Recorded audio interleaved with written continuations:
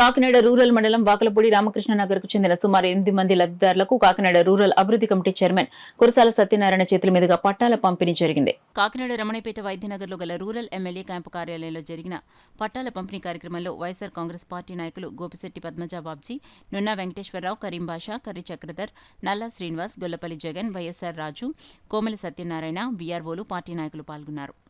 కన్నబాబు గారికి నమస్కారం అండి. ఇక్కడికి వచ్చిన పెద్దలందరికీ నమస్కారం. 28 సంవత్సరాల నుంచి మేము పట్టా లేకుండా వినాయక రామకృష్ణ నగర్లో మేము నివసిస్తున్నాము. అక్కడ ఏ విధమైన ఆధారం ఏమీ లేదు. కన్నబాబు గారు వచ్చాక జగన్మోహన్ రెడ్డి గారు అందరూ కూడా సహాయం చేసి మాకు పట్టా ఇప్పించారు. మా ఓట్లన్నీ కూడా మేము కన్నబాబు గారికే వేస్తాము. వీళ్ళకి ఇళ్ల పట్టాలు ఇవ్వడం జరిగింది. వీరు చాలా సంతోషంగా ఉన్నారు. రాబోయే కాలంలో జగన్మోహన్ రెడ్డి గారికి, కన్నబాబు గారికి మద్దతు తెలుపుతూ మేము అహర్నిశలు ఆయన గెలుపుకు మేము కృషి చేస్తామని చెప్పడం జరిగింది. ఎన్నో సంక్షేమ పథకాలని అందిస్తున్న ప్రతి వాళ్ళకి సొంత ఇంటి కళను పూర్తి చేసే దిశగా ఈ పట్టాలను కూడా పంపిణీ చేసే కార్యక్రమం చేపట్టడం జరిగింది. వీళ్ళు రుణం కన్నబాబు గారికి వచ్చే ఎలక్షన్లో అత్యధిక మెజార్టీతో గెలిపించుకుంటామని చెప్పడం జరిగింది.